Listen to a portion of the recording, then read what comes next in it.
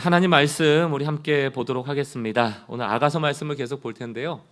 내가 검다고 느껴질 때라는 제목을 가지고 아가서 1장 5절로 7절까지의 말씀 함께 나누도록 하겠습니다.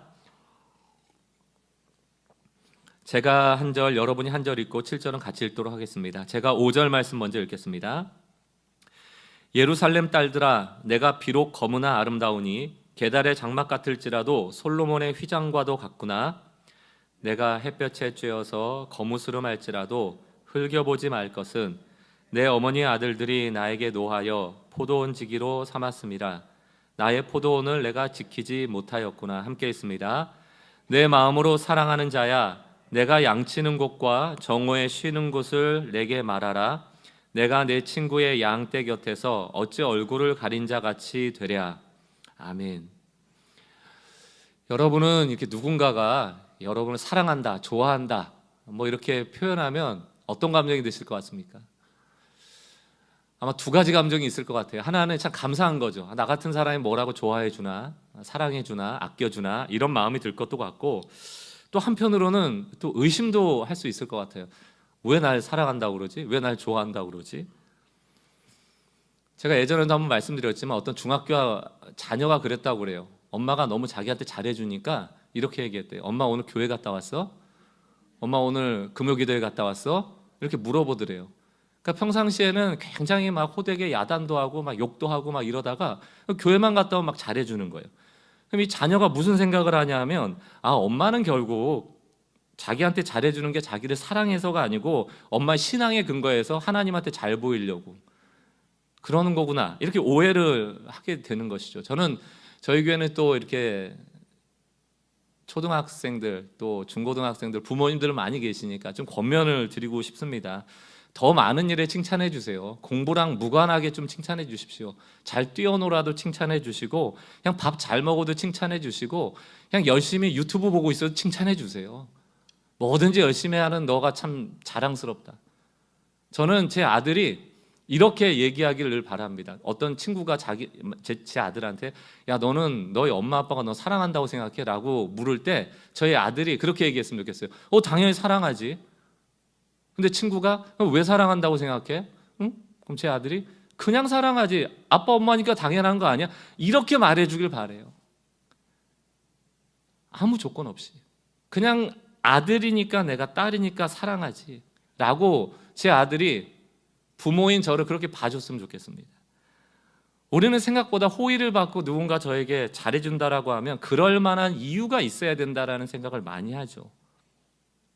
여기 계신 모든 분들은 사랑받기 원하죠. 또 사랑이 필요한 존재인데, 그러다 보니까 내가 사랑받을 자격이 없거나 내가 호의받을 만한 어떤 조건이 없고 이유가 없다라고 그러면 사랑을 못 받잖아요.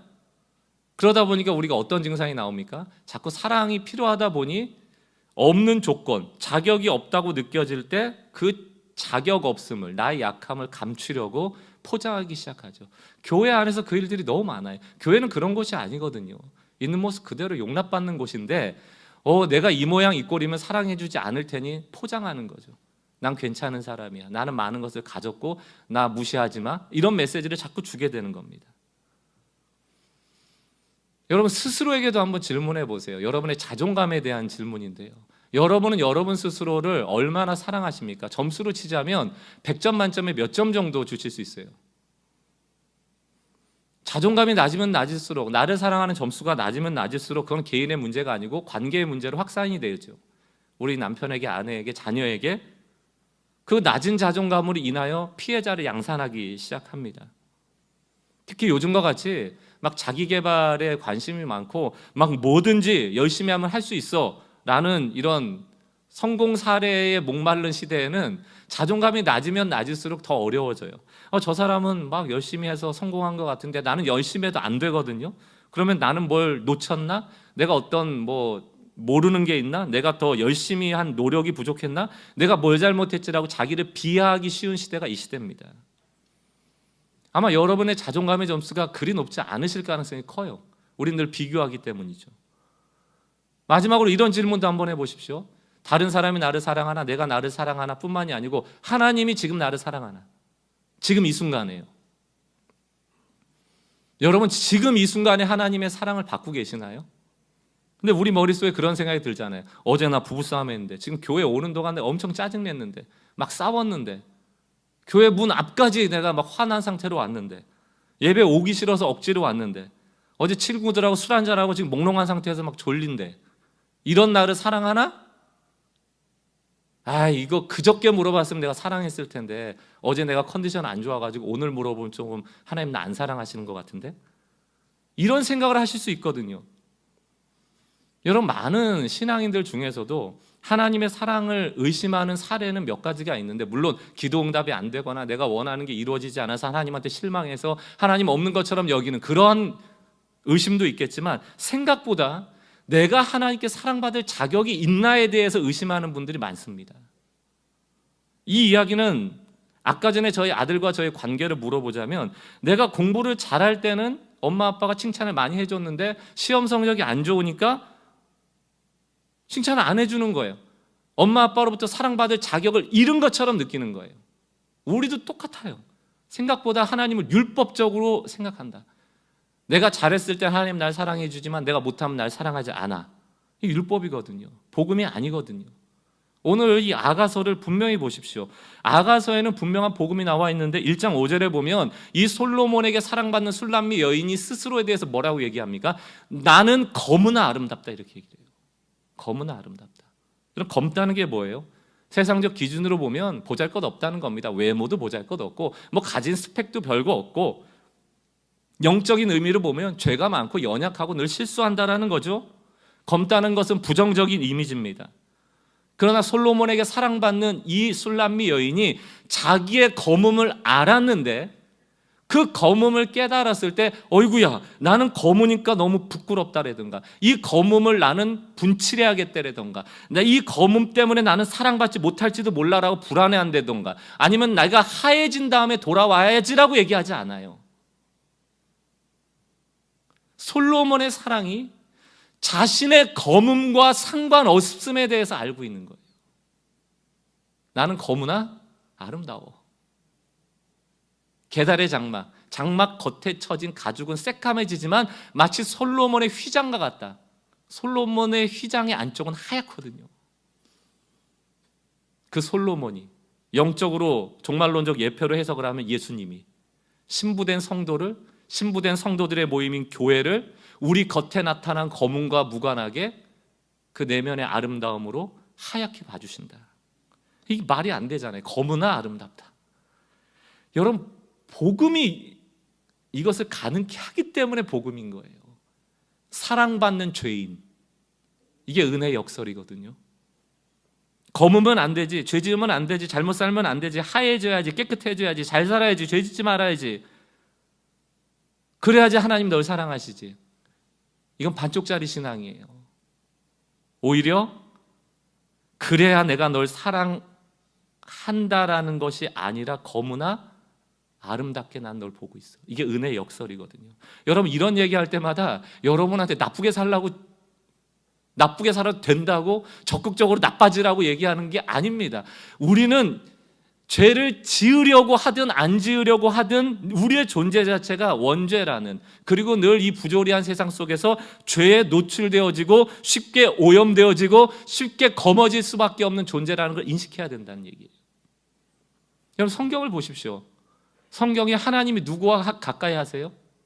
당연히 하나님의 말씀을 잘 듣고 순종하는 자들 하나님이 기뻐하시죠. 함께 하시죠. 그러나 역설적이게도 죄인들, 약한 자들, 넘어진 자들, 상처받은 자들, 뭔가 문제가 생겨서 기도하며 부르짖는 자들, 여러분, 왜 하나님께 부르짖습니까?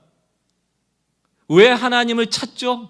여러분, 왜 하나님 찾으세요? 내가 이만큼 잘 살았으니까 하나님한테 자랑하려고 하나님을 찾으세요? 아니에요. 하나님께 부르짖고 찾는다는 것은 내 인생의 최악의 상황이 왔다는 겁니다. 문제가 생겼다는 거예요. 그러니까 하나님 찾죠. 근데 하나님, 너 문제 많아? 너 지금 더러워? 너 검어? 오지 마, 기도하지 마. 난 널 만날 수가 없어. 왜? 난 거룩하니까. 라고 하지 않고 상처 입은 자를, 넘어진 자를, 무너진 자를 찾아오시더라는 거예요. 마음이 상한 자를 가까이 하신도다. 찾고 찾는 자를 만나 주시더라. 오히려 누구를 멀리하세요? 괜찮다 하는 사람을 멀리하세요. 나는 제법 괜찮다 하는 사람을 멀리하십니다. 혼자 잘났다고 하는 사람, 교만한 사람, 오만한 사람, 자기를 자기 뜻대로 하나님 움직이려는 사람, 나는 문제가 없다고 늘 자신만만한 사람, 오히려 하나님이 멀리하시죠. 심판하십니다. 시험하십니다. 다루시죠. 오늘 술람미 여인이 사랑받는 이유는 역설적이게도 자신이 검다는 것을 알고 있기 때문이에요. 오늘 설교 제목처럼 내가 검다고 느낄 때 있지 않습니까? 여러분 오늘 스스로를 검게 보시는 경우가 있잖아요. 그게 죄의 문제든 아니면 뭐 자존감의 추락의 문제든 관계의 문제든 약함의 문제든 아니면 어떤 문제 때문이든 다른 사람이 나를 바라봐 주지 않나 홀로 상실감에 빠져 있을 때든 뭐 여러 가지 의미에서 내가 검다고 느낄 때가 있습니다. 그때 두 가지 반응을 가진 부류의 사람들이 나오는데 첫 번째는 역시 나는 더러워. 그래서 하나님 가까이 못 가. 하나님이 날 용납해 주지 않을 거야. 나같이 검은 자를 용서하지 않을 거야. 추측해서 하나님으로부터 멀어지는 사람이 나옵니다. 스스로 생각하는 거죠. 하나님을 자기 수준에 생각하는 거죠. 그러나 믿음의 사람들은 반대입니다. 하나님 내가 검습니다. 너무 검습니다. 빛 한 점 들어오지 않도록 칠흑 같은 어둠 속에 있습니다. 우울하고 낙심되고 미움과 분노가 내 마음에 가득 찹니다. 그래서 난 하나님께 나갑니다. 이게 복음이에요. 오늘 이 자리에 오신 여러분들 왜 오셨습니까? 검기 때문에 온 거예요. 검어서 온 거예요. 그래서 하나님을 찾아오신 겁니다. 복음은 늘 두 번째를 선택하라고 얘기를 하죠. 왜 우리가 예수가 필요한가? 왜 예수께 나가는가? 구약의 원리를 보시면 답이 심플해요. 하나님은 우리를 먼저 선택하셨습니다. 선택하신 후에 율법을 주세요. 율법은 지키라는 것이죠. 하나님이 이 정도 수준이라는 것을 알려주는 것입니다. 그러나 율법을 주고 끝난 게 아니에요. 그 이후로 수많은 제사법을 주십니다. 왜? 율법으로부터 벗어날 것을 보호하는 장치예요. 하나님과 다시 관계 맺음의 장치들, 그게 율법 제사거든요. 그 구약에 매번 드려야 됐던 수많은 제사의 마침이 곧 예수 그리스도거든요. 한 번의 피 흘림으로 모든 제사를 멈추게 되죠. 왜? 이젠 예수만 믿으면 돼요. 그분이 우리의 죄를 사하여 주시는 분이고 하나님께로 다시금 우리를 화목하게 하는 화목제가 되시거든요. 날마다 예수께 나가야 합니다. 그 얘기는 뭡니까? 날마다 나는 죄인이란 뜻이에요. 그리고 그분 앞에 늘 회개하고 내 죄를 용납받는 사건들이 일어나야 하는 것이죠. 사랑하는 성도 여러분, 여러분들이 예수님께 나와서 회개 기도를 올리고 누구에게도 말하지 못할 것을 하나님 앞에 얘기한다고 할 때 하나님이 어이구 막 놀라실까요? 너가 그런 애였어? 너가 그렇게 검은 애였어? 너 그렇게 더러운 애였어? 내가 너 그럴 줄 몰랐네? 깜짝이야. 너가 그렇게 죄인일 줄 몰랐네. 놀라세요? 우리 자녀들이 남편이 아내가 예기치 못한 실수를 범할 때 깜짝 놀래죠. 그러면서 뭐라고 그래요? 너가 어떻게 나한테 그럴 수 있어? 얘기하죠. 하나님은 안 그러세요. 여러분 착각이세요. 여러분이 괜찮다라고 착각하고 계시는 거예요. 하나님은 이미 그 정도 죄를 지을 존재라고 알고 계세요. 놀라지 않으십니다. 왜? 에레미야 17장 9절 말씀을 보십시오. 만물보다 거짓되고 심히 부패한 것이 마음이래요. 우린 이미 부패해졌다. 그런 죄 지을 만하다는 얘기입니다. 안 놀라세요? 복음이 뭡니까? 우리는 우리가 생각하는 것보다 훨씬 더 형편없다. 우리는 우리가 생각하는 것보다 훨씬 더 별 볼 일 없다. 우리는 우리가 생각하는 것보다 훨씬 더 검다. 그러나 복음이 기쁜 소식인 것은 하나님의 사랑은 우리가 생각하는 것보다 훨씬 더 크다는 거예요. 우리를 하나님이 사랑하기로 작정하신 그 약속, 언약하심은 우리가 죄 짓지 않고 실패 없이 살아가겠다라는 행함에 근거하는 것이 아니라 하나님의 사랑에 근거한 것이다. 여러분 베드로를 보십시오. 3년 동안 예수님 쫓아다녔어요. 근데 그 마지막에 예수님이 십자가 지신다 얘기하셨을 때 뭐라고 얘기를 해요? 마태복음 26장 33절 보니까 베드로가 대답하여 이르되 모두 주를 버릴지라도 나는 결코 주님 배신하지 않겠습니다. 주님 버리지 않겠습니다. 나는 끝까지 따라가겠습니다. 말은 잘하거든요. 말은 잘하거든요. 근데 여러분 물어볼게요. 이 베드로가 이 대답을 하는 순간 그 마음은 어떤 거죠? 이 마음이 있었어요, 없었어요? 없었으면 위선입니다. 그러나 있었다면 진심이거든요. 여러분 보세요. 구약 성경에 하나님이 이스라엘 백성과 언약을 맺으실 때 모세하고 언약을 맺으시거든요. 출애굽기 24장을 보십시오. 5절 이스라엘의 자손의 청년들을 보내어 여호와께 소로 번제와 화목제를 드리게 하고 6절 모세가 피를 가지고 반은 여러 양푼에 담고 반은 제단에 뿌리고 7절 언약서를 가져다가 하나님과 언약을 맺는 거예요. 백성에게 낭독하여 듣게 하니 그들이 이르되 여호와의 말씀을 우리가 모두 다 준행하리다. 여러분 이 마음이 진심이었을까요? 아니었을까요? 전 베드로의 얘기도 또 이 이스라엘 백성의 얘기도 그 순간에 진심이었을 겁니다. 난 배신하지 않을 거고 나는 하나님만 섬기겠습니다. 오늘 이 예배하는 가운데 여러분들이 드리는 중심은 진심일 거예요. 그러나 모세는 하나님과 언약할 때 그들의 말한 말에 근거하여 언약하지 않습니다. 8절 말씀 모세가 그 피를 가지고 와서 백성에게 뿌리며 이르되 이는 여호와께서 이 모든 말씀에 대하여 너희와 세우신 언약의 피니라 이렇게 돼 있거든요. 아무리 말을 내가 해도 그 위에 피를 뿌려버리는 거예요. 그리고 하나님 뭘 보신다? 그 얼굴 가득히 묻어진 피를 보는 거예요. 예수를 보신다고요. 그게 언약입니다. 하나님과 우리가 끊어질 수 없는 언약 관계에 있는 것은 나의 행함에 근거하는 것, 내가 그렇게 하겠습니다라는 다짐에 근거하는 것이 아니고 하나님이 사랑하기로 작정하신 피에 있는 거예요. 이게 십자가입니다. 여러분 우리가 히브리어에 믿다라는 단어가 있거든요. 아만이라는 단어입니다. 이게 문장에서 동사로 쓰여질 때는 능동태로 쓰여지질 않아요. 능동태라는 게 뭡니까? 내가 믿다라고 되어 있지는 않습니다. 사역형으로 쓰여지거든요. 사역형이라는 것은 아만이라는 동사에 해라는 그 사역 접두어를 붙여서 해민 이렇게 쓰여집니다. 해민 이게 사역 동사인데 그게 뭐냐면 능동태는 내가 믿었다이지만 사역형으로 바뀌면 나를 믿게 하셨다라는 뜻이에요. 다시 말하면 문장의 주체가 스스로 동작을 할 수 없어 남이 그것을 하게 하다 이게 사역형이거든요. 우리가 가졌다는 믿음은 내가 믿는 게 아니에요. 내가 창조해낸 게 아니고 내 다짐이 아니고 내 확신이 아니에요. 하나님의 언약의 신실하심을 내가 받아들이는 겁니다. 그러니까 어찌 보면 I believe라는 단어보다는 I have예요. 내가 그분의 신실한 약속을 받아들이는 것, 가졌다. 이게 믿음입니다. 그분이 나를 갖도록 하셨다. 나를 믿을 수 있도록 그분은 신실하셨다. 이게 믿음의 오히려 더 정확한 정의예요. 내가 믿는 게 아니고 내 믿음에 근거하는 게 아닙니다. 여러분 베드로가 자기는 절대로 배신하지 않겠다라고 얘기를 하죠. 그때 예수님이 마태복음 26장 41절 뭐라고 얘기합니까? 우리가 너무너무 잘 아는 말씀이죠. 마음은 원이로되 육신이 약하도다. 그럼 여러분 보세요. 야 너가 말은 그렇게 했지만 어차피 너가 나 배신할 거잖아. 그 아시는 거잖아요. 그럼 예수님이 아셨잖아요. 우리가 순종하지 못할 거 아셨잖아요. 우리가 예수님 배반할 거 아셨잖아요. 그러면 결론이 뭐여야 합니까? 넌 너무 검어. 넌 마음으로만 나 좋아한다고 그러고 실제로는 나 안 좋아하잖아. 너가 하얘질 때까지 난 십자가 못 져. 너가 날 배신하지 않을 정도로 육신이 강해지기 전까지 나는 십자가 못 져. 라고 하시는 게 아니고 너의 마음은 원이로되 육신이 약함으로 나는 십자가로 간다예요. 그의 배신을 알고 가는 거예요.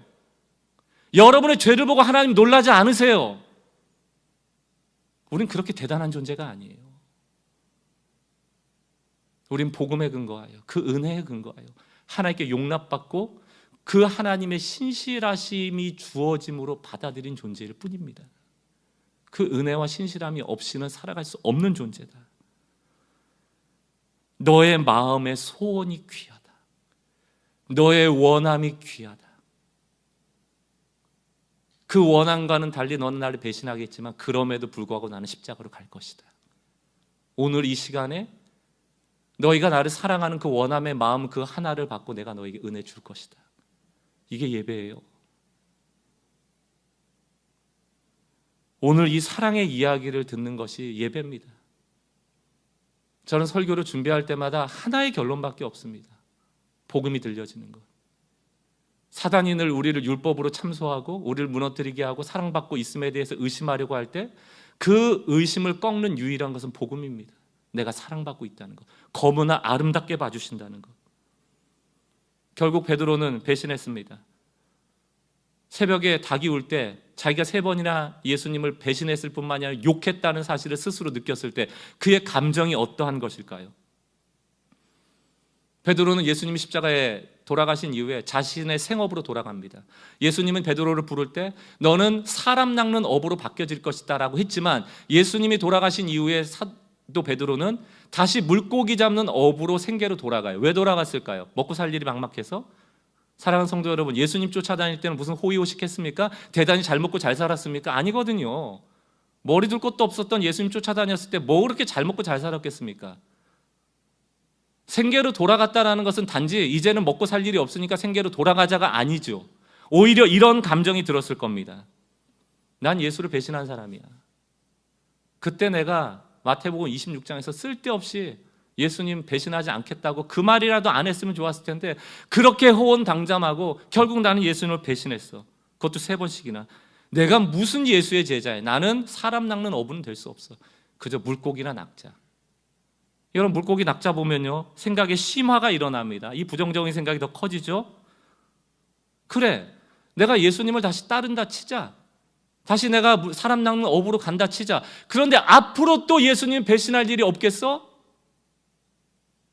나는 약한 존재야. 앞으로도 살아가면서 예수님 또 배신해야 될 상황이 올 건데, 나는 그런 고통에 또 직면하고 싶지 않아. 나는 그냥 피하고 싶어. 나는 그냥 도망치고 싶어. 나는 그냥 고기나 잡으면서 원래 편하게 살았던 그 삶이 더 낫겠어라고 생각하지 않겠습니까? 우리들 중에도 그래요. 마음은 원이로되 육신이 약해. 나는 늘 실수해, 실패해. 나는 늘 거머.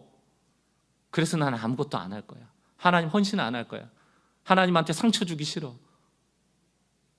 이 아가서 강해를 썼던 목사님 중에 한 분이 마이크 비클 목사님은 이 내용에 대해서 뭐라고 표현했는가 하면, 결국 많은 사람들이 2등급 신앙으로 추락한다는 거예요. 2등급, 3등급, 4등급, 5등급. 1등급, 진짜로 하나님과 관계 맺어야 될 특급 관계, 1등급 관계로 가지 못하고 다 2등급, 3등급, 4등급으로 추락한다는 겁니다. 그러면서 이렇게 썼습니다. 그대로 읽어볼게요. 베드로는 하나님이 주신 소명과 비전을 낮추고 실패에 대한 고통을 느끼지 않으려고 합니다. 하나님을 온 마음으로 사랑하는 마음으로 살아가는 높은 비전을 가지고 살면서 또 실패의 고통을 맛보는 것이 두려워 2등급 관계로 살아가는 것에 만족합니다. 어떠세요, 여러분? 이것을 특히 오랫동안 신앙생활 하시면서 한때 헌신하셨던 분들에게 묻고 싶습니다. 왜 재헌신하지 않습니까? 헌신하다 실패하셨죠? 상처받으셨죠? 다시는 그 상처를 받고 싶지 않죠? 또 그 상처로 나갈 수밖에 없는 약한 존재라는 것을 하나님께 보이기 싫죠? 하나님한테 미안하죠? 그런데 그것이 오히려 우리를 2등급, 3등급으로 내려놓고 있다는 얘기입니다.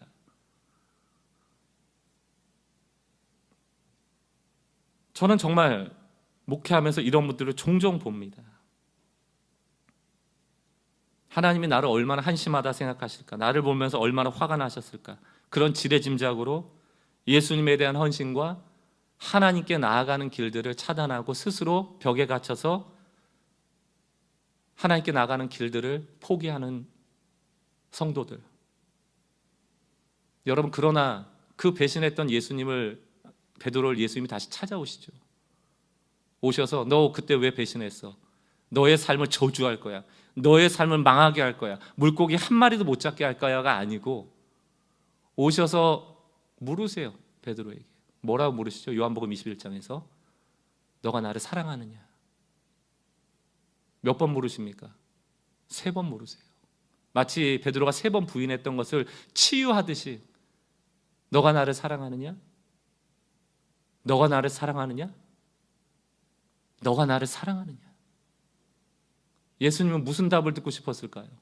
그 배신했을 때 욕 들었던 그 욕을 대신하여서 너의 사랑을 나는 진짜 듣고 싶어. 그래서 이거 물어보는 걸까요? 저는 아니라고 생각합니다. 예수님은 아세요. 너 마음이 원이로대로 아세요. 너는 그렇게 하고 싶은 그 중심을 아세요. 그것이 위선이 아니라는 걸 아세요. 그러니 베드로야, 너 육신의 약함으로 지금 검다 하더라도 너가 나를 사랑한다는 것을 알아야 돼. 베드로, 너가 알아야 돼. 그 사랑이 진심이라는 걸 너가 알아야 돼. 사랑하는 성도 여러분, 이 예배에 여러분의 사랑이 주님께 전달되어지길 원하고 그 사랑이 진심임을 여러분이 아셔야 돼요. 그거 사랑이 아니라고 여러분 스스로 부인하지 마셔야 돼요. 그게 하나님께로부터 우리를 멀어지게 하는 2등급 신앙으로 가게 하는 거예요. 누가 확신해야 됩니까? 내가 사랑받고 있음을, 그리고 내 원함이 진심이었음을. 이 순간의 고백일지라도, 육신이 약하여 그 사랑을 지키지 못할지라도 그 사랑하는 의도와 동기가 있었음을 주님께서는 보신다는 것입니다. 율법의 근거에서 우리의 언약을 맺으시는 것이 아니고 사랑에 근거하고 있다. 우리에게는 주님에 대한 자원하는 마음이 다 있어요. 그 자원하는 마음을 키우셔야 됩니다. 실수하더라도, 때로는 배반의 아픔이 있을지라도, 그것 때문에 상처를 받았을지라도 또다시 1등급 관계를 향해 나가셔야 돼요. 사랑이 모든 것을 이기는 겁니다. 사랑밖에 없어요. 우리는 성화, 곧 완성되어져 가는 길 위에 있는 존재입니다. 완성품들이 아니거든요. 그 길 위를 걸어갈 때 출발점이 뭐냐면 내가 주님을 사랑하는 원함이 있다라는 것으로부터 출발하는 거예요. 결국 성화가 완성되어지고 나면 우리는 승리한 인생이 되는 것 아닙니까? 그런데 그 승리를 맛보기 위한 승리의 시작이 바로 원하는 마음이 있는, 이 자원하는 마음을 그대로 하나님께 표현하는 것, 그 자원하는 마음으로 시작하는 거예요.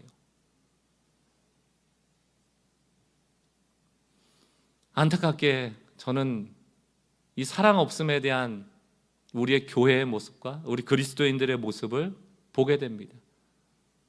자꾸 사랑만으로는 안 된다라는 실패의식이 우리를 지배하는 것 같아요. 하나님께도 마음의 원만으로는 안 된다라고 생각하고, 이 세상을 살아갈 때도 사랑의 방식으로만은 안 된다고 생각하고, 교회도 사랑만으로는 안 된다고 여기며 수많은 다른 것들로 제도화하고 운영하려고 하고 무언가 하나님의 뜻이 아닌 것들로 만들어가려고 하는 시도들이 너무 많은 것 같아요. 특히 이 시대는 이분화되어져서 양분화되어 버리지 않았습니까? 정치도 그렇고 이념도 그렇고 종교도 그렇고 문화도 그렇고 사회도 마찬가지고요. 너는 검으니 하얘져서 오라는 것 아닙니까? 자기도 검은데 검은 걸 모르고 나의 검음을 숨기기 위해서 저 사람이 더 검어 라고 비난하고 손가락질하면서 마치 나는 하얀 것처럼 오해하고 착각하며 살아가는 것이 양분화된 세상 아닙니까? 나도 검을 수 있음에 대한 겸비함이 사라지고 나면 양극단으로 가는 방법밖에 없어요. 나는 파라니 파래져서 와라, 빨가니 빨개져서 와라, 노라니 노래져서 와라, 검으니 검해져서 와라, 하얘니 하얘져서 와라. 신앙이라는 걸 직진으로만 생각하시는 분들이 있다면 그 오해입니다, 여러분. 이거야 라고 쭉 누가 뭐라 해도 나는 그냥 갈 거야가 아니에요. 예수님은 늘 꺾으셨거든요. 늘 반대편으로 가셨거든요. 경계를 넘어서 빨간색인데 파란색으로 가시고요, 하얀색인데 검은색으로 가세요. 그게 복음이고 그게 신앙인데 우리는 그거 하기 싫으니까 그냥 양분화하는 게 제일 편하잖아요. 틀리면 나가, 맞으면 오고, 이게 제일 편하잖아요. 그 사이에 애매한 색깔들까지 막 색깔 맞춰가면서 어렵잖아요. 그러니까 사도 바울이 뭐라고 합니까? 여러 사람에게 여러 모양이 되라고 하잖아요. 그게 복음이니까. 그러므로 아무쪼록 한 영혼이라도 구원코자 함이라. 교회가 그걸 상실했다. 여러 사람에게 여러 모양이 되는 게 곧 사랑이거든요. 예수님은 하늘의 경계를 넘어서 땅으로 오셨고요, 신의 경계를 넘어서 인간이 되셨고요, 인간의 경계뿐만이 아니고 그 의로움의 경계를 넘어서 죄인이 되시고 왕의 자리를 넘어서 종의 자리로 오시잖아요. 다 경계를 넘어가시거든요. 신앙생활은 경계를 넘는 것입니다. 사랑하는 것입니다. 교회를 넘어 교회가 돼야 된다, 교회 밖 세교회가 돼야 된다, 이게 무슨 뜻입니까? 결국은 이 교회에서 사랑이 보여지지 않잖아요. 제도화되고 굳어져 버려서 무언가 사랑 아닌 것들로 자꾸 운영되어지는 기관이 되어가고 있을 때 세상에 보여지는 교회는 사랑이어야 된다. 우리 각자가 사랑받고 있음을 알고 내가 주님 사랑하는 마음을 가지고 자꾸 세상 밖으로 나가야 된다. 지금 이 시대는 전도가 불가능한 세대라고 얘기를 합니다. 너무 당연하죠. 교회마다 다 색깔이 하나예요. 다른 색깔을 용인해주고 싶지 않은 겁니다. 문이 다 네모네요. 근데 들어올 사람들은 동그랗단 말이에요. 못 들어와요. 오시라고, 웰컴, 누구나 오시라고. 근데 문을 네모나게 만들어 놓고 동그란 사람 들어오래요. 또 동그랗게 문 만들어 놓고 네모난 사람 들어오래요. 어떻게 들어올 수가 있습니까? 게다가 와도 문제입니다. 교회 안에 성도들의 삶이 교회 밖의 일반의 사람들의 삶과 조금도 차별함이 없다는 게 이미 20, 30년 전의 통계이고 코로나 이후에 또 나오는 통계입니다. 이념도 종교도 정치도 다 양분화예요. 여기서도 지금 손 들어보라면 딱 반으로 갈릴 겁니다. 중간지대에 있는 분들이 많지 않을 거예요. 그게 이 시대예요. 아무리 예수를 믿는다고 그래도 정치적으로 이념적으로 다르면 다른 사람이 돼버리고 용납하지 못하는 사람이 돼버리고. 교회는 전도하는 데입니다. 예수를 드러내야 되는 것이고 교회 밖에서도 그 사랑을 드러내야 되는 것이죠. 언제가 제가 설교 드릴 때도 마찬가지예요. 데이브 퍼거슨이라는 분이 이제 선교는 당신이 해야 된다라는 책에서 뭐라고 얘기를 합니까? 50배 축복에 대한 연구가 나와요. 태국에 선교사님들이 가셔서 두 부류가 있었다는 거 아닙니까? 한 부류는 그 동네를 축복하고 섬기고 그 사람들에게 힘이 되어주는 사역을 한 부류의 사람, 축복하는 사람들의 부류가 있었고, 또 한 부류의 사람은 개종시키려는 사람들, 복음을 전하고 책으로 사역리를 전하고 이랬던 사람이 있었다는 겁니다. 둘 다 예수 전하는 사람들이거든요. 시간이 지나고 그 결과를 열어보니까 축복하는 사람들 편에 개종된 사람들이 개종하려는 시도를 가지고 동네에 들어갔다는 사람들보다 50배나 많은 사람들을 개종시켰다는 거예요. 사랑하는 성도 여러분, 사람들은 메시지보다 메신저를 중요하게 여겨요. 내가 사랑하는 사람이면 사랑의 메시지가 전해지는 겁니다. 사역리가 역사를 일으키는 게 아니고 사랑이 역사를 일으킨다. 제가 그림 하나 보여드릴게요. 여러분, 사랑보다 큰 게 없어요. 교회도 사랑 없으면 아무것도 아니고요. 여러분들이 아무리 성경을 많이 읽는다고 해도 사랑 없으면 아무것도 아니고요. 여러분들이 아무리 기도를 많이 한다 해도 사랑 없으면 아무것도 아닙니다. 사랑보다 큰 것은 없어요. 사랑이 모든 것을 이기는 겁니다. 우리가 이렇게 예배할 수 있는 것도 그 크신 하나님의 사랑이 우리를 거무나 아름답다 용납하시기 때문이고요. 교회가 교회다움을 회복하는 길도 네모난 문, 동그란 문, 세모난 문 다 만드는 거예요. 그리고 그분이 이곳에 와서 복음을 들을 수 있도록 하는 것. 그게 사랑 아닙니까? 여러 사람에게 여러 모양이 되는 것. 힘들죠. 이 양분화된 이 시대 속에서 종교적으로 정치적으로 이념적으로 다 양분화된 이 세계 속에서 양쪽을 다 용납하며 그 중간지대에서 서로를 사랑하는 일이 얼마나 어려운 일입니까? 그러므로 우리에게 요구하시는 것이죠. 너는 더 큰 사랑을 받았으니. 오늘 저는 두 가지의 적용점을 우리가 가지고 한 주간을 살아내셨으면 좋겠어요. 첫 번째는 나는 검다. 그걸 겸비하게 인정하시되 검음으로 나는 하나님께 나갈 수 없어가 아니고 그러므로 나는 하나님께 나갈 거야. 주님께서 나의 내면의 원함으로 인하여 나를 사랑해 주시면 믿는 거예요. 베드로를 용납하셨듯이. 그러나 베드로가 마지막에 어떤 사람이 됩니까? 예수를 위해 순교하는 사람 되잖아요. 순교하라고 명하신 게 아니거든요. 사랑하고 있느냐고 물어보신 것이거든요. 사랑이 모든 것을 이기는 겁니다. 사랑이 힘입니다. 사랑이 동력이고 사랑으로 의욕을 가지고 무언가 할 때 열매가 맺어지는 것이죠. 사랑 없으면 아무것도 아니다. 그러므로 나의 검음을 보고 실망하지 말고 내 내면의 가치를 봐주시는 주님 앞으로 자꾸 나가라. 두 번째는 뭡니까? 옆 사람도 검다 하지 마세요. 자꾸. 그 내면의 아름다움을 볼 수 있는 그 하나님의 시선을 갖고 우리 남편을, 아내를, 주변을, 자녀를 바라보셔서 서로 축복하시는 은혜를 통하여 그 축복하는 자리에 늘 임하시는 하나님의 임재를 경험하고 살아가시는 우리 모든 성도님들 되시기를 주의 이름으로 축원합니다. 약한 자의 하나님, 이런 제목을 가지고 출애굽기 7장 전체를 좀 볼 텐데요. 우리는 1절에서 7절까지만 함께 교독하도록 하겠습니다. 1절 제가 먼저 읽습니다.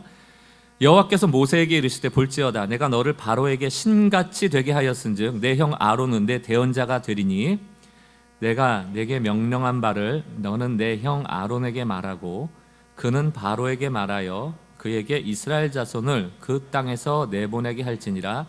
내가 바로의 마음을 완악하게 하고 내 표징과 내 이적을 애굽 땅에서 많이 행할 것이나 바로가 너희 말을 듣지 아니할 터인즉 내가 내 손을 애굽에 뻗쳐 여러 큰 심판을 내리고 내 군대 내 백성 이스라엘 자손을 그 땅에서 인도하여 낼지라. 내가 내 손을 애굽 위에 펴서 이스라엘 자손을 그 땅에서 인도하여 낼 때야 애굽 사람이 나를 여호와인 줄 알리라 하시매 모세와 아론이 함께 했습니다. 그들이 바로에게 말할 때에 모세는 80세였고 아론은 83세였더라. 아멘. 저는 이제 목사하다 보니까 설교를 준비하거나 뭐 강의를 준비하느라 책을 많이 읽습니다. 뭐 다독을 많이 하다 보니까 장점이 뭐냐면 좀 책들을 빨리 읽는 능력이 생기는 것 같아요. 외인고하니 보통 책들이 모든 게 다 새롭지는 않잖아요. 이미 읽은 책에서 아는 내용들도 있다 보니까 책을 딱 들고 읽다 보면 아는 내용들은 빨리 넘어가게 됩니다. 그리고 유독 제 눈을 사로잡고 주목하게 하고 집중해서 보게 하는 부분은 제가 몰랐던 거, 새롭게 알게 된 거, 그 부분에 집중해서 볼 수가 있거든요. 이런 걸 교육학에서는 메타인지라고 얘기를 합니다. 메타인지라는 게 뭐냐면 내가 아는 것을 알고 모르는 것도 아는 거예요. 다시 말하면 이걸 내가 모르고 있구나, 내가 이걸 알아야 되는 거구나, 이게 메타인지거든요. 그러니까 이런 학습법이 이제 중요한 게 뭐냐면 보통 이제 잘 못하는 거를 배우려고 공부를 해야 되는데 아이들은 자기 아는 거를 더 하고 모르는 거 잘 안 하려고 하잖아요. 그래서 모르는 것을 내가 모른다고 아는 게 그게 중요하다. 그래서 메타인지 능력이 높아지면 학습 효과가 커지죠. 아는 것만 아는 게 아니고 모르는 것도 알게 되니까. 이 출애굽기가 좀 이렇게 영적으로 메타인지를 높여주고 있다, 하나님이 그런 지금 레슨을 하고 있다라고 보시면 됩니다. 왜냐하면 출애굽기 전체를 보면 좀 지루한 얘기들이 많아요. 하나님이 전능자인데 이제 오늘부터 10가지 재앙을 쭉 볼 텐데 사실 10번째 재앙을 먼저 하시면 되잖아요. 장자 죽여버리면 사실 애굽 사람들이 쉽게 출애굽 시켜줄 텐데 그 지루하게 첫 번째 재앙, 두 번째 재앙, 세 번째 재앙에서 10번째까지 끌고 가시거든요. 거기다가 모세한테도 가서 말해라 하면 모세가 와서 했더니 말 안 들어요, 못하겠어요. 그럼 하나님 또 가서 한번 해봐라. 했더니 또 안 돼요. 그럼 또 가서 해봐라. 하나님 능력이 있으니까 막 환경도 바꿔주시면 금방금방 끝날 것 같은데 지루하게 지나가거든요. 왜 그럴까? 하나님이 지금 레슨하고 있다. 너희는 지금 여호와를 잘 모르고 있어. 너희가 여호와를 알도록 나는 차근차근히 너희에게 알려주고 있는 거야. 그 레슨이 지금 출애굽기입니다. 오늘 7장도 마찬가지예요. 오늘 이 7장이 굉장히 긴 절이기도 하고 세 가지의 단락으로 내용이 나와 있는데 오늘이 한 단락 한 단락에서 대지를 뽑아서 세 가지를 좀 함께 나눔으로 우리가 몰랐던 하나님을 발견하게 되고 몰랐던 하나님을 통하여서 하나님을 더 잘 알게 되는, 하나님의 알므로의 초대에 반응하는 우리 성도들 좀 되셨으면 좋겠습니다. 세 가지 중에 첫 번째는 뭐냐면 하나님께는 나쁜 환경이라는 게 없어요. 나쁜 자원도 없고 하나님이 일하시기에 이 사람 좀 나쁜 자원이다, 지금 하나님이 일하시기에 지금 조금 안 좋은 때다, 이런 게 없어요. 우리는 좀 뭐 좀 안 되면은 탓하잖아요. 환경 탓도 하고 남 탓도 하고, 특별히 기도 열심히 하는데 내가 원하는 대로 뭐 좀 안 이루어지면 하나님 탓도 하고 탓을 많이 합니다. 언젠가도 소개해드렸던 유럽의 한 속담, 나쁜 날씨만 있을 뿐이다, 나쁜 날씨는 없다, 나쁜 옷만 있을 뿐이다, 이런 속담이 있어요. 우리나라도 애들 이렇게 운동장에서 뛰놀 때 보면 추울 때는 안 내보내고 비 오면 눈 오면 안 내보내잖아요. 근데 유럽이나 미국 같은 데 보면 상관 안 해요. 추우면 좀 두껍게 입고 막 뛰고요, 더우면 좀 우통 벗고 뛰지 날씨에 별로 이렇게 연연하진 않더라고요. 이 얘기가 무슨 속담의 의미를 갖고 있는가 하면 영하 10도인데 반팔에 반바지 입고 돌아다니면서 왜 이렇게 날씨가 추워, 미련한 사람 아닙니까? 날씨를 탓할 게 없다, 옷을 두껍게 입으란 얘기예요. 추우면. 이걸 영적으로 조금 적용해 보면 하나님 탓할 게 하나도 없다. 대부분은 그냥 우리 탓일 때가 많다. 요한 1장 5절을 보면요, 우리가 그에게서 듣고 너에게 전하는 소식은 이것이니 곧 하나님은 빛이라 그에게는 어둠이 조금도 없다. 하나님은 항상 옳다, 하나님은 항상 선하시다, 하나님의 사랑은 완전하시다, 하나님은 실수가 없다, 후회가 없다, 잘못이 없다란 얘기예요. 하나님을 불신하는 것은 우리가 무지하여 하나님의 뜻을 헤아리지 못하고 순종하지 못하기 때문일 뿐입니다. 오늘 이 본문에서도 모세와 아론의 상황을 보면 날씨만 탓하듯 하나님 탓하고 하나님이 명하신 대로 안 되는 환경 탓하기 쉬운 환경이에요.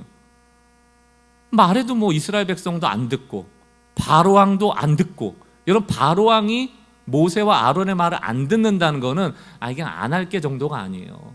이 강대국의 신과 같은 존재가 애굽의 왕 바로인데 모세와 아론이 자기를 적대시하면은 그거 뭐 2명 처단하는 거는 너무 쉬운 일 아니에요? 애굽의 왕으로서. 모세와 아론은 애굽 왕 앞에는 너무 무력하고 너무 작은 존재죠. 그래서 모세가 오늘 읽은 7장 바로 전 6장의 마지막에 하나님이 가서 또 내가 시키는 대로 말해라라고 하니까 이렇게 반응합니다. 29절 보세요. 여호와께서 모세에게 말씀하여 이르시되 나는 여호와라 내가 내게 이르는 말을 너는 애굽 왕 바로에게 다 말하라. 안 된다니까요. 하나님 말해봤자 안 된다니까요. 안 듣는다니까요. 내가 하고 왔는데 안 듣더라니까요. 그 불평을 30절에 하는 거예요. 모세가 여호와 앞에 아뢰되 나는 입이 둔한 자입니다. 이게 뭡니까? 시키는 대로 했는데 내가 말이 둔해서 그런지 안 듣더라고요. 요 이면에는 뭐가 있어요? 하나님 환경 하나도 안 바꿔주셨더라고요. 가봐야 소용없어요. 그 얘기입니다. 게다가 더 최악의 상황은 뭐냐?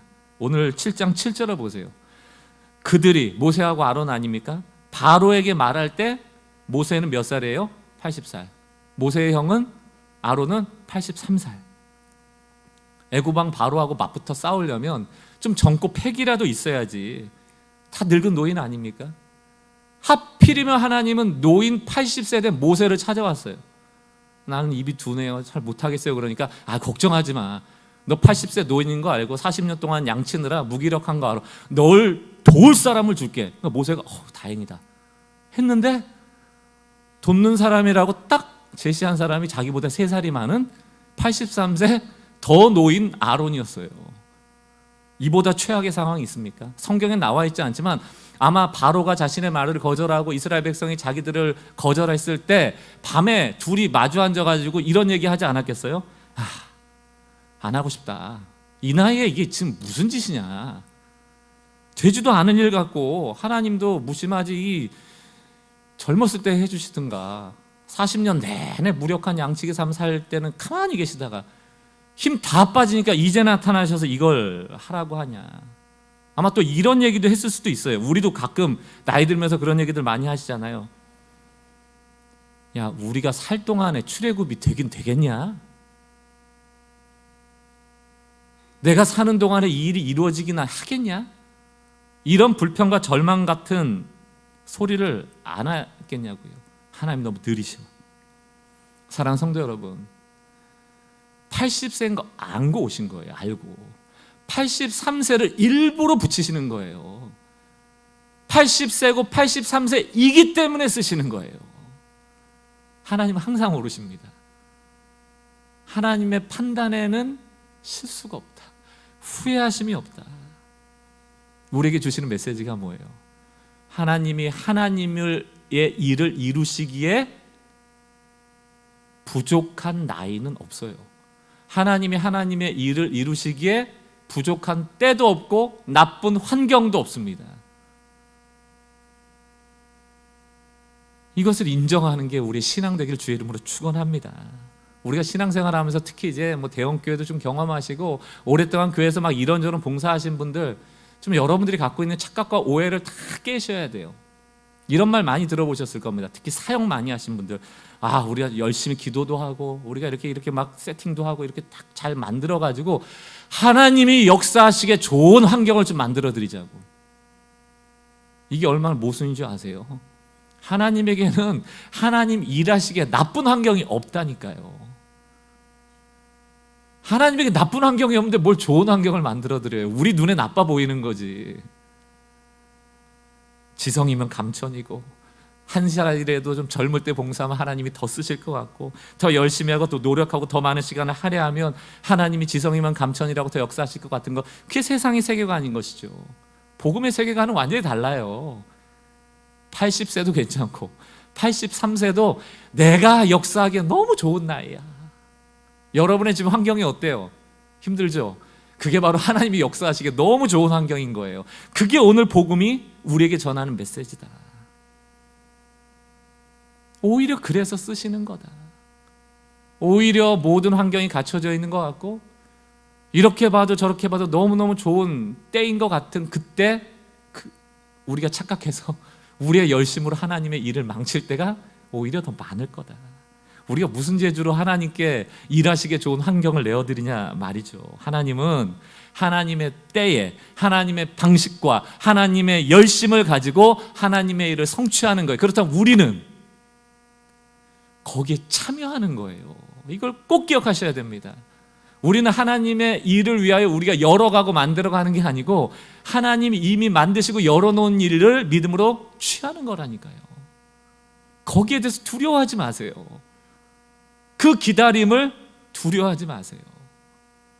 하나님은 하나님의 열심으로 하나님의 일을 이루는 겁니다. 다만 순종하고 믿음으로 그 하나님과 동행하며 함께 걷는 사람은 그 영광을 함께 맛보는 것이에요. 하나님들 초대하시죠. 제가 오늘 여러분들에게 찬양 한 곡 소개해 드릴 겁니다. 다 틀어드릴 수는 없지만 절반만 틀어드릴 텐데 나중에 가서 꼭 들어보세요. 하나님의 열심이라는 찬양인데 그 가사를 보면 이렇습니다. 사랑하는 내 딸아, 너의 자금도 내겐 귀하다. 이게 하나님의 음성이에요. 우리가 초라하고 미약하고 아무것도 없는데 너무 미약한 존재인데 그것도 너무 나한테는 귀하대. 그래서 뭐라고 얘기하냐면 너와 함께 동행하며 걸어가는 이 시간이 하나님한테 힘이 된대요. 하나님이 전능한데 우리의 힘이 왜 필요합니까? 하나님께 힘이 된다는 게 뭡니까? 하나님 신난다는 거예요. 하나님 너무 좋다는 거예요. 너희가 도움의 수단이 아니고 나와 함께 걸어가는 존재가 되길 원한다는 거예요. 신난다. 난 너랑 걷는 게 신난다. 2절, 사랑하는 아들아, 너의 연약함도 내겐 너무 커. 내게 힘이야. 그러면서 우리에게 부탁하십니다. 조금 느린 듯해도 기다려주겠니? 오늘 출애굽기 아니에요. 모세하고 아론에게 하는 얘기 아닙니까? 조금 더딘 듯해도 믿어줄 수 있니? 너가 가는 그 길 절대 헛되지 않으니 나와 함께 가자. 아가서처럼요. 나의 사랑 나의 어여쁜 자에 나와 함께 가자. 앞이 보이지 않아도 나가주겠니? 이해되지 않아도 살아내주겠니? 너의 눈물의 기도 잊지 않고 있으니 나의 열심으로 이루리라. 한번 여러분 이 찬양 잠깐 가사를 묵상하면서 들어보겠습니다.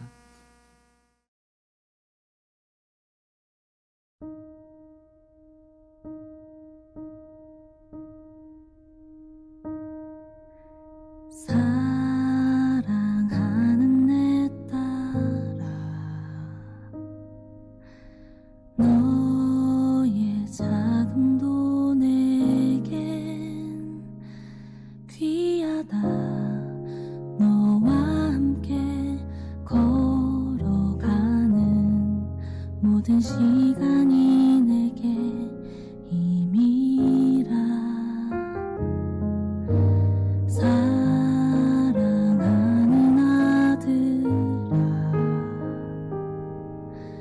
내 연약함도 내겐 금이라. 너로 인해 잃어버린 나의 양들이 돌아오리라. 조금 느린 듯해도 기다려주겠니? 조금 더딘 듯해도 믿어줄 수 있니? 네가 가는 그 길 절대 헛되지 않으니 나와 함께 가자. 앞이 보이지 않아도 나아가주겠니? 이해되지 않아도 살아내주겠니? 너의 눈물의 기도 잊지 않고 있으니 나의 열심으로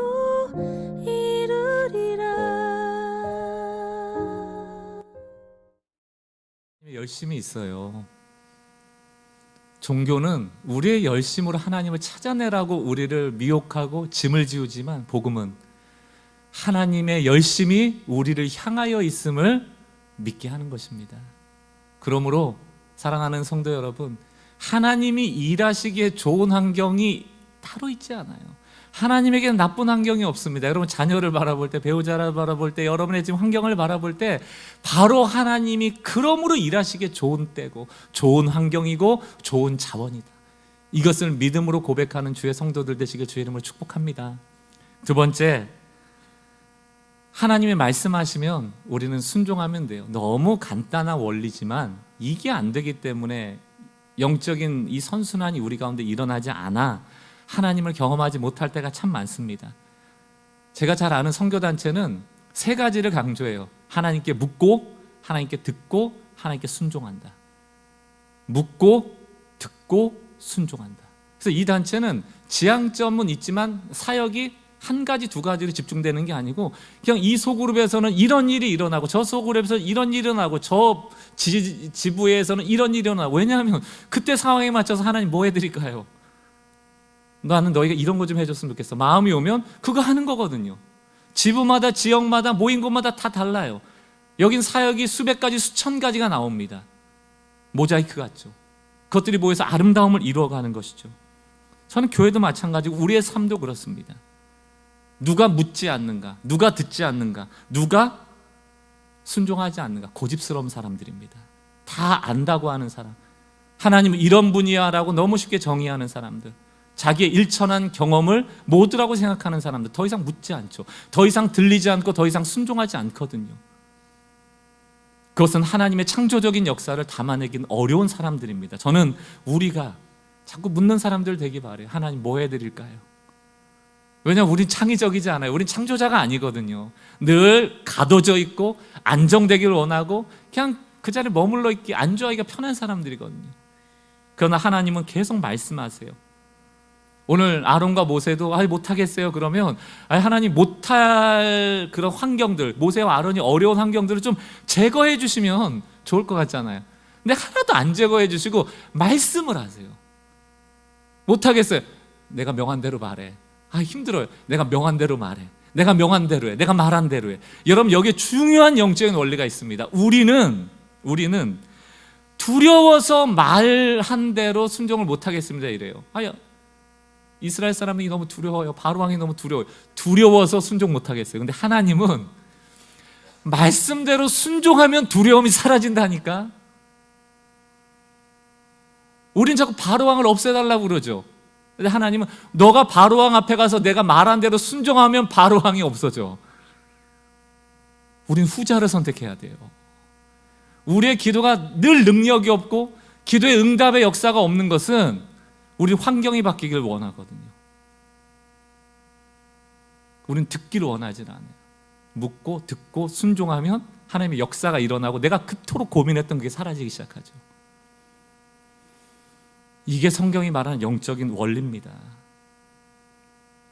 오늘 모세와 아론이 순종합니다. 장애물은 여전히 있지만 하나님의 말한 대로 가서 또 행합니다. 7장 6절을 보니까 모세와 아론이 여호와께서 자신들에게 명하신 대로 행하였더라. 7장 10절 모세와 아론이 바로에게 가서, 바로가 장애물이잖아요. 무섭잖아요. 두렵잖아요. 근데 간 거예요. 여호와께 명령하신 대로 행했대요. 그랬더니만 바로와 그의 신하 앞에서 지팡이가 뱀이 되더라는 겁니다. 기적이 일어나기 시작하는 거예요. 또 7장 20절 모세와 아론이 여호와께서 명령하신 대로 행하여 바로와 그의 신하의 목전에서 지팡이를 들어 나일강에 치니 그 물이 피로 변하였더라. 하나님의 역사가 어디서 일어납니까? 우리는 나일강이 핏빛으로 바뀌면 바로한테 갈게요. 우리는 지팡이가 뱀으로 바뀌면 바로한테 갈게요. 도대체 누가 지팡이를 들어 뱀으로 만듭니까? 누가 나일강을 쳐야지 변할 거 아닙니까? 우리는 그 일은 하지 않으면서 무언가 변화되길 원해요. 바로 왕은 여전히 완악합니다. 하나님의 뜻을 거역하고 기세등등하지만 하나님께 듣고 순종하는 거예요. 거기서 역사가 일어나는 겁니다. 여러분, 제가 이제 종종 제주도에 갑니다. 사역 때문에도 가면 참 좋은 게 도시의 하늘은 빌딩 숲에 가려져서 하늘이 너무 좁아요. 근데 제주도는 나지막한 건물밖에 없고 바다도 있고 하니까 하늘이 정말 넓습니다. 커요. 구름이 너무 이뻐요. 구름이 이쁜 날은, 구름이 너무 환상적인 날은 그 밤에 노을도 반드시 아름답습니다. 근데 여러분, 그 구름이, 그 노을이 단 하루도 같은 구름과 같은 노을은 없어요. 왜 그런 줄 아십니까? 그 구름을 만들어내고 그 노을을 만들어내는 요소들, 변수들이 너무 다양하기 때문이에요. 구름을 만드는 데는요, 바람도 필요하고 온도도 중요하고 습도도 중요하고 해류도 중요하고, 뭐 제가 상식이 없으니까 이 정도지만 그런 것들이 아주 미세하게 0.01도 더 올라갔느냐, 바람이 1ms 더 부느냐, 막 이런 것들로 구름의 모양이 바뀌고 노을이 바뀌고. 무슨 말씀을 드리려고 하는가? 우리 삶의 변수는 늘 두렵죠. 장애물은 늘 두렵죠. 그런데요, 그 변수가 많으면 많을수록 그 변수들이 미세 조정을 통하여서 우리가 한 번도 보지 못한, 상상할 수 없는 아름다움이 드러나는 겁니다. 우리 삶은 그렇게 만들어져 가는 거예요. 그래서 로마서 8장에서 주님이 우리에게 무엇이라고 위로하십니까? 세 번역으로 보면 하나님을 사랑하는 사람들, 곧 하나님의 뜻대로 부르심을 받은 사람들, 우리잖아요. 하나님의 자녀들이잖아요. 하나님의 보호받고 있는 사람들이잖아요. 그 사람들에게는 어떤 일이 일어납니까? 모든 일이 서로 협력하여 선을 이루더라. 여기 여러분, 모든 일이라는 건 좋은 일만 있는 게 아니죠. 장애물도 있고요, 내가 싫어하는 사람도 있고요, 안 만나고 싶은 사람도 있고요. 근데 이게 우리가 볼 수 없도록 막 합력을 한대요. 서로 녹아지고 서로 섞이고. 근데 나중에 보니까 저 하늘의 아름다운 구름처럼, 노을처럼 하나님의 아름답게 작품을 만들어 가시더라는 것입니다. 좀 여러분, 약해도 돼요. 흠이 많아도 조금 미숙해도 괜찮습니다. 결과는 하나님이 주시는 거니까. 요 근래 어떤 분들이 뭐 주일학교 뭐 간식도 좀 돕고 이런 헌신을 하셨다는 자발적 헌신의 얘기를 들었습니다. 앞으로도 저희 교회 자발적으로 헌신하시는 분들에게 꼭 말씀드리고 싶어요. 그럼 자발적인 헌신했을 때는 뭔가 마음이 있었고 하나님이 주시는 마음이 있었다는 거 아닙니까? 들었다는 거 아니에요? 거기에 지금 순종하는 것 아닙니까? 그럼 그분들을 축복하면서 제가 분명히 말씀드리는데, 여러분들이 내가 주일학교에서 이런 봉사로, 약하지만 나의 은사로 내가 한번 나의 자원을 드려야겠다라고 순종하는, 그게 전부예요. 이 순종을 해서 그게 맛있는 음식이 됐냐, 몇 명이 먹었냐, 평가가 어땠냐, 그래서 교회가 어떤 일이 일어났냐, 결과는 아무것도 중요하지 않아요. 여러분, 아무것도 중요하지 않아요. 하나님이 받으시는 거는 맛있는 밥이 아니에요. 맛있는 간식이 아니에요. 내가 주신 마음으로 순종의 결단을 했는가예요. 그게 답니다. 그러니까 제발 여러분들, 뭔가 좀 헌신하려고 할 때, 이거 좀 사람들이 싫어하면 어떡하지? 뭐 애들이 싫어하면 어떡하지? 목사님이 좀 이게 싫어하면 어떡하지? 사람들이 뭐라 그러면 신경 쓰지 마세요. 그거는 하나님이 만들어 가실 거고 선하게 합력하실 거고, 중요한 건 뭐다? 내가 믿음으로 선택했는가. 여러분, 두려워하지 말고 그 결과를 맡기고 많이 선택하세요. 많이 순종하십시오. 하나님 그 믿음을 보시는 거예요.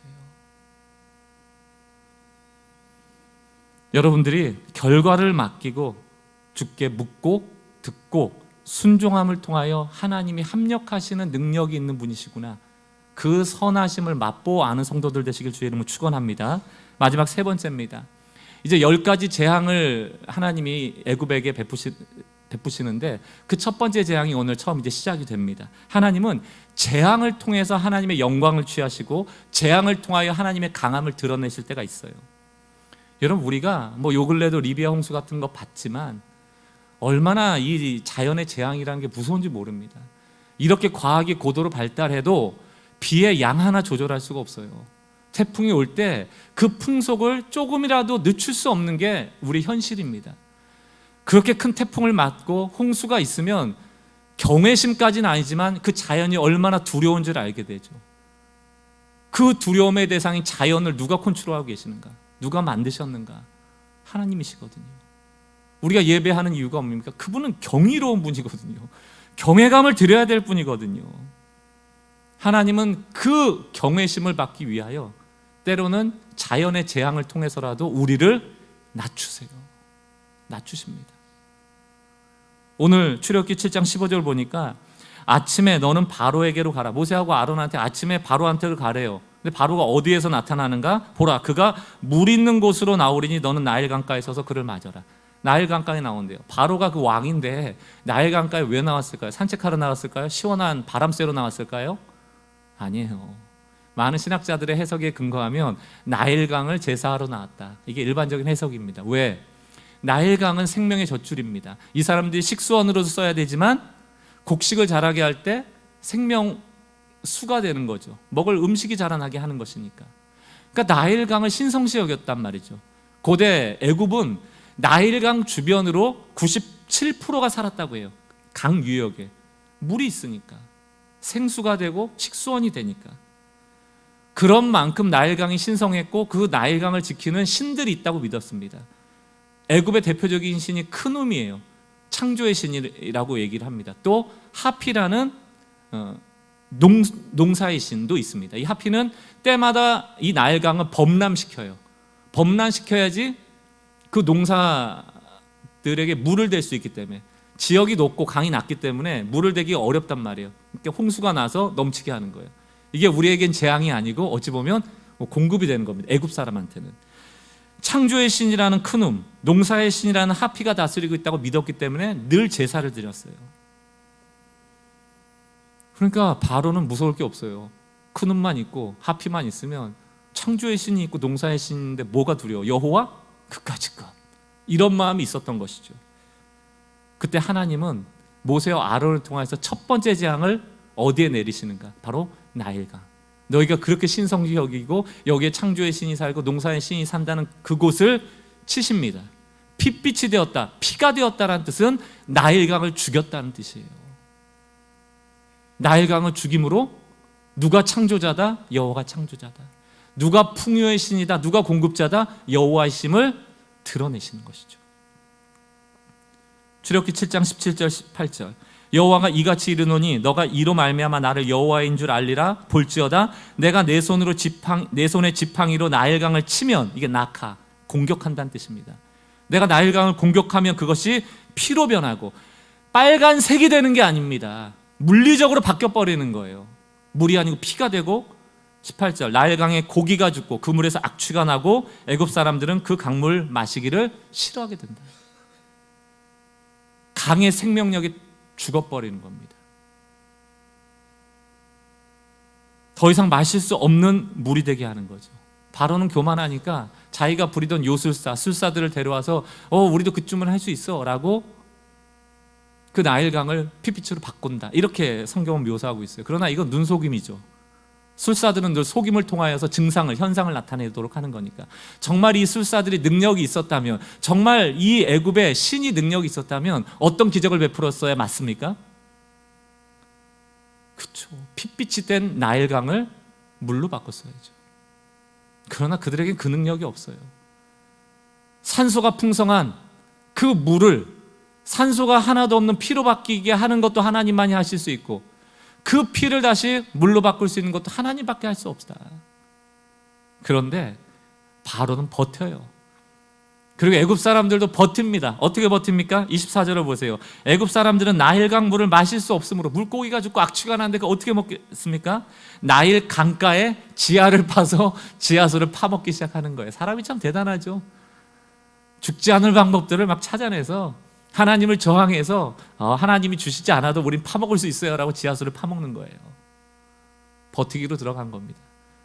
그래서 버틸 수 없는 수준에 이르는 10가지 재앙이 찾아오는 거죠. 사랑하는 성도 여러분, 지혜롭고 분별력 있는 신앙인들 되시기 바랍니다. 지혜롭고 분별력 있는 신앙인은 어떤 사람인가? 하나님이 작은 재앙을 주었을 때 빨리 깨닫고 회개하는 사람이에요. 여러분, 아이들 키우면서 어떤 애들이 더 맞던가요? 어떤 아이들이 덜 맞던가요? 큰 소리만 딱 나도 벌써 눈치 빠른 애들은 엄마 바지가랑이를 붙잡고 잘못했어 덜 맞죠. 누가 더 맞아요? 우하고 고집 부린 애들 있잖아요. 뭔 얘기인지 깨닫지 못하고 뭔데? 이러고 있으면 이놈 얘기를 못 알아들어 막 그러고 맞잖아요. 고집스럽고 못 알아듣고 버티면 더 맞아요. 하나님은 작정을 하신 겁니다. 너희를 버티지 못하는 수준까지 이르게 함으로 너희 스스로 왕되었던 자리로부터 너희를 끌어내리고 하나님이 스스로 왕되시기로 작정을 하신 거예요. 출애굽기 전체의 주제는 여호와인 줄 알게 하겠다라는 주제이고요. 이 주제를 드러내기 위하여 출애굽기에 자주 등장하는 단어가 바로 특별히 이 애굽을 탈출하기 전에 1장에서 18장까지 안에서 자주 등장하는 단어가 뭐냐면 바로의 마음을 하나님께서 강팍하게 하셨다, 완악하게 하셨다, 이런 단어가 많이 나옵니다. 완악해졌다라는 뜻은 히브리어로 카베드, 무거워졌다라는 뜻입니다. 이 단어가 사람에게 쓰이면 어떤 단어인가 하면 고대 사람들은 죽은 다음에 심판받을 때 심장을 빼서 심장에 무게를 달아본다고 생각했거든요. 그래서 기준보다 무거우면 죄가 많다라고 여겨져서 지옥 같다, 이런 게 이제 고대 사상이거든요. 카베드라는 것은 무겁다라는 뜻이에요. 너의 심장을 달아봤더니 무겁더라, 다시 말하면 너가 죄가 많더라, 이런 뜻이거든요. 바로왕이 완악해졌다라는 뜻은 그 심장이 무거워졌다, 다시 말하면 하나님을 왕으로 여기지 않고 자기가 왕이 된 죄로 가득했다라는 뜻이에요. 그런데 이 카베드라는 단어의 어원이 바로 카보드인데 이 단어가 영광이라는 뜻이에요. 하나님의 영광할 때 카보드라는 단어를 씁니다. 그럼 하나님께 이 카보드라는 단어가 쓰여질 때는 똑같이 무겁다라는 의미인데 무엇이 무거운가? 하나님은 그의 명예가, 그의 존귀하심이, 그의 풍요가 꽉 차 있다는 뜻이에요. 가득하다는 뜻이에요. 하나님은 하나님을 왕으로 여기지 않고 죄로 가득한 완악한 인생을 하나님의 영광과 풍요로 가득한 삶으로 바꿔주시겠다, 이게 출애굽기의 주제예요. 결국 바로 왕은 버티지 못하고 자기의 왕자로부터 내려오죠. 이스라엘 백성도 광야를 통하여 결국 하나님을 왕으로 섬기게 되어지는 그런 과정을 겪게 되거든요. 대표적인 게 출애굽기 14장입니다. 17절. 내가 애굽 사람들의 마음을 완악하게 할 것인즉 카베드죠. 그들이 그 뒤를 따라가 들어갈 것이라. 홍해바다 말입니다. 내가 바로와 그 모든 군대와 그 병거와 마병으로 말미암아 카보드, 영광을 얻으리니. 18절. 내가 바로와 그의 병거와 마음으로 말미암아, 카베드의 마음이죠, 완악한 마음으로 말미암아 영광, 카보드를 얻을 때야 애굽 사람들이 나를 여호와인 줄 알리라. 하나님이 향하는 지점은 한 가지예요. 내가 왕이야. 너희는 너의 자리로 내려가야 돼. 낮아져야 돼. 때로는 재앙을 통하여, 고난을 통하여 하나님 우리를 끌어내리시는 거예요.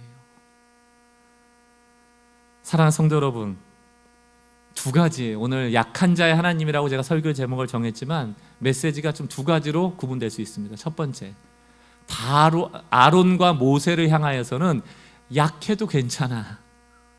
내 열심히 이 일을 이루어낼 거야. 나는 내 스스로가 여호와임을 나 스스로 증명해낼 거야. 너희는 약해도 괜찮아. 이 메시지고요.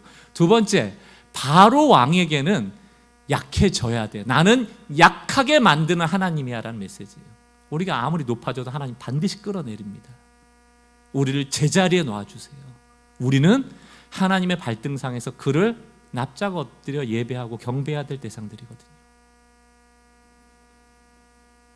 사랑하는 성도 여러분, 바로 왕이든 모세든 아론이든 또 우리들에게도 주님이 주시는 동일한 메시지는 이것입니다.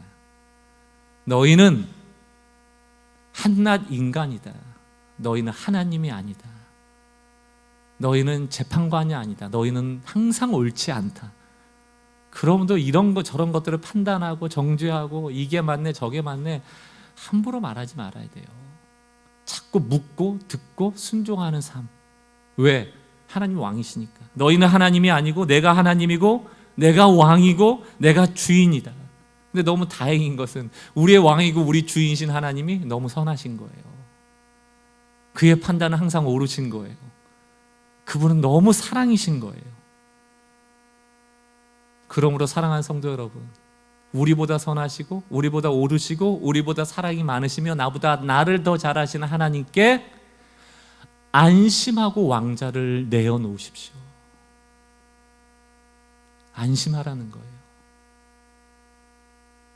우린 불안하잖아요. 우리가 통제하지 못하면. 근데 오늘 주님이 계속 출애굽기를 통하여서 안심하고 제발 내려와라. 내가 올라가는 게 너한테 더 유익하다. 오늘 이 마음을 품고 하나님께 기꺼이 왕자를 드리고 약한 그때가 바로 하나님의 강함을 경험할 때임을 신뢰하는 성도들 되시길 주의 이름으로 축원합니다. 오늘 이 맥락에서 하나님의 부르심이라는 찬양을 부를 텐데요. 여러분, 이제 하나님은 여러분 부르시고 후회 안 하신다고 말씀하십니다. 제가 이제 담임 목사인데 여러분 보시기에 불안한 게 한두 가지가 아니잖아요. 와, 저 사람 목사로 저희 부른 게 맞나? 저 사람을 담임 목사로 부르신 게 맞나? 여러분 그거 걱정 안 하셔도 돼요. 하나님 알고 부르신 거예요. 하나님 실수한 게 아니고 알고 부르신 거예요. 하나님 몰라서 나를 부르신 게 아니고 하나님 저를 부르시고 후회를 안 하세요. 왜? 여러분 보시기엔 너무 부족하고 나라면 후회했을 것 같고 나라면 저분 목사 세운 게 실수라고 생각할지 몰라도 그런 실수 같고 후회스러운 제가 하나님이 일하시기에 너무 좋은 환경이다. 너무 좋은 자원이다. 너무 좋은 때이다. 이걸 신뢰하는 겁니다. 왜? 날 부르신 뜻 내 생각보다 너무 커서 날 향한 계획이 나의 지혜로는 측량 못해서 그래서 불안한 거거든요. 그러나 안심하고 그분께 나의 삶을 올려드리면 가장 좋은 길로, 가장 완전한 길로 오늘도 날 이끄신 믿네. 내가 하나님 끌고 다니는 게 아니고 하나님께 끌려다니는 좀 흔적되는 사람들 되세요. 이리 가자면 이리도 가고 저리 가자면 저리 가고, 그게 하나님 일하실 가장 좋은 환경을 믿으시기 바랍니다. 우리 자녀들, 배우자 다 그런 눈으로 봐주세요. 그게 복음이 작동하는 삶입니다. 오늘 말씀을 생각하면서 오늘 이 찬양에 우리의 신앙의 고백을 담아 찬양합시다. 하나님의 부르심에는 하나님의 부르심에는 후회하심이 없네. 내가 이 자리에 선 것도 주의 부르심이라. 하나님의 부르심에는 결코 실수가 없네. 나를 부르신 하나님의 신실하심을 다시 한번 고백합시다. 하나님의 부르심에는, 하나님의 부르심에는 후회하심이 없네. 내가 이 자리에 선 것도 주의 부르심 다 알고 부르셨습니다. 아멘. 결코 실수가 없네. 아멘. 주님 감사합니다.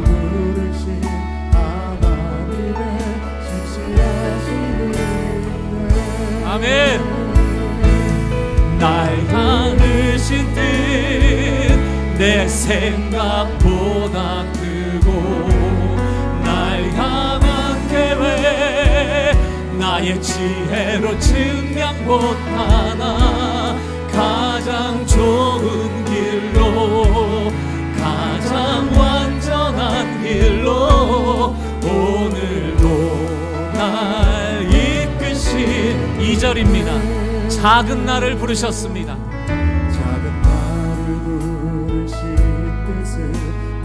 하나님 왜 저입니까? 아멘. 때론 내가 연약해져도 주님 날 도우시니.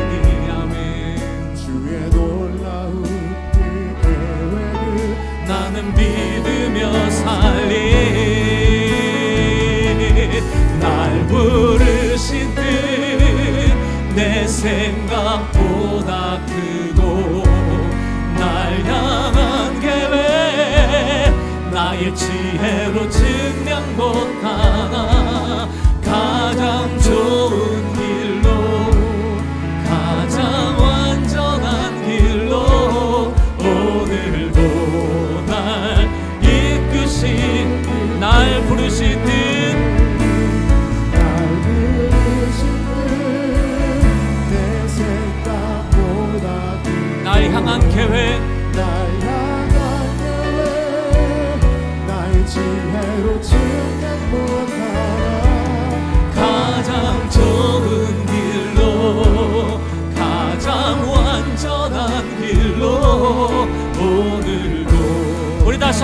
찬양하겠습니다. 날 부르신 그 내 생각보다 크십니다.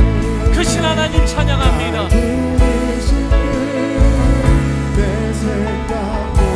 날 향한 계획, 나의 지혜로 증명 못하나 가장 좋은 길로 가장 완전한 길로 찬양하신 분들은 계속 찬양하시고 우리 주님께 신뢰를 맡겨드리며 합심하여 통성으로 기도하시겠습니다. 주여, 주여, 두렵고 떨릴 때가 있지만 내 자신이 한없이 연약하고 초라할 때가 있지만 하나님의 열심으로 이루리라. 하나님의 열심히 이것을 이루리라. 주님 오늘도 정말 신뢰하게 드립니다. 여호와의 줄 알게 하신 하나님을 바라봅니다.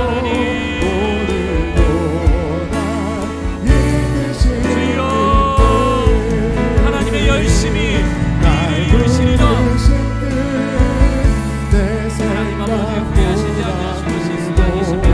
오직 80살에서 오히려 나이가 많은 하나님 쓰시게 주시고 오히려 하나님 아버지 내 눈의 환경이 좋지 않은 것이 합력하여서 누리시는 하나님을 드러내시기에 너무 좋은 자료가 되는 게 믿습니다. 주여 시간 하나님 오늘도 하나님을 보시고 오늘도 이 상황을 뚫고 나가시도록 우리를 이끄신 하나님을 바라보게 하여 주옵소서. 주여,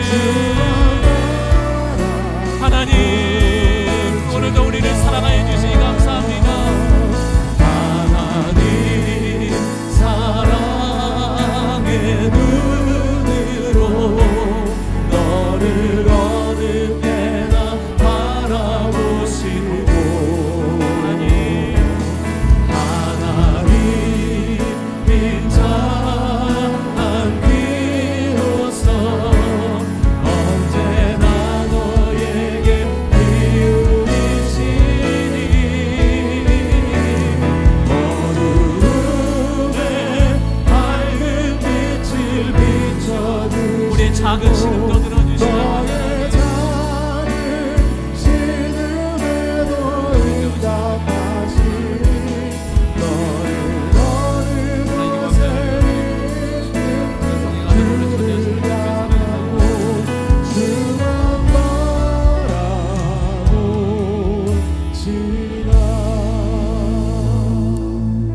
조용히 여러분의 재헌신의 기도, 또 주님 앞에 순종과 결단의 기도, 우리가 묻지 않고 듣지 않았던 죄악을 회개하며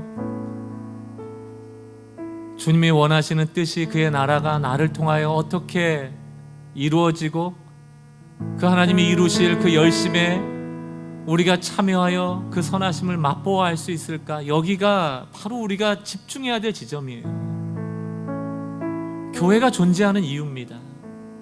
사람의 놀이터가 아니고 하나님이 신나서 나는 너의 그 자금도 너무 귀하고 내겐 너무 커, 나한테 힘이 돼, 난 너무 좋다, 이해 못해도 좀 기다려줄 수 있니? 반드시 합력된다, 선이 된다. 거기에 아멘으로 반응하며 순수한 마음으로 그저 주의 뒷모습을 보며 쫓아가는 그 삶을 주님 기뻐하시는 것이죠.